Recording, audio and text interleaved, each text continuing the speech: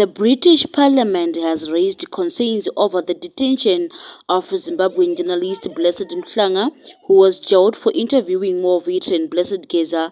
Geza has expressed opposition to President Mnangagwa's potential term extension and criticized the president's family.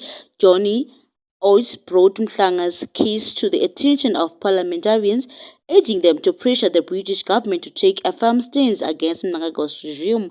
Oates also called on MPs to question Auxillia Mnangagwa, the president's wife, when she visits Britain in June. The British government has already expressed opposition to Zimbabwe's readmission into the Commonwealth, citing concerns over human rights and governance. Lord Oates' intervention underscores growing international scrutiny of Mnangagwa's regime and its handling of dissenting voices.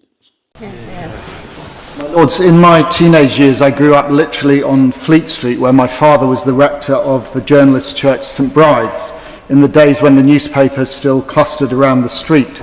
I learnt a lot during that time about the courage of journalists in bringing us news from around the world and in holding the powerful to account.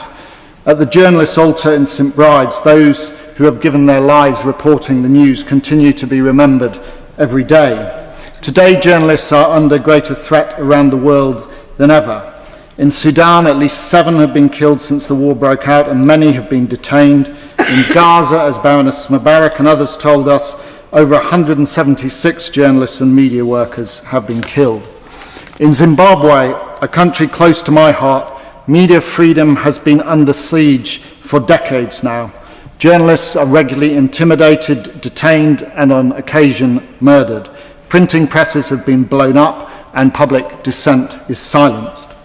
Journalist Blessed Mhlanga has, as we speak, been detained for 59 days, denied his constitutional right to bail. His crime, having the temerity to conduct an interview with a former war veteran who opposes President Mnangagwa's desire to extend his term in office and who has highlighted the criminal corruption of the regime and the president's family.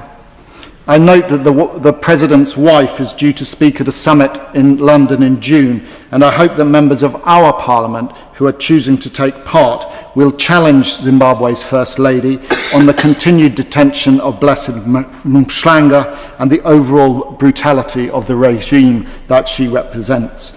And I hope that the government will continue to make clear that there will be no resumption of normal relationships with Zimbabwe while the ZANU-PF regime continues to detain journalists, deny media freedom, and defy democratic norms. As Baroness Mubarak said in her excellent speech, there must be consequences for such actions.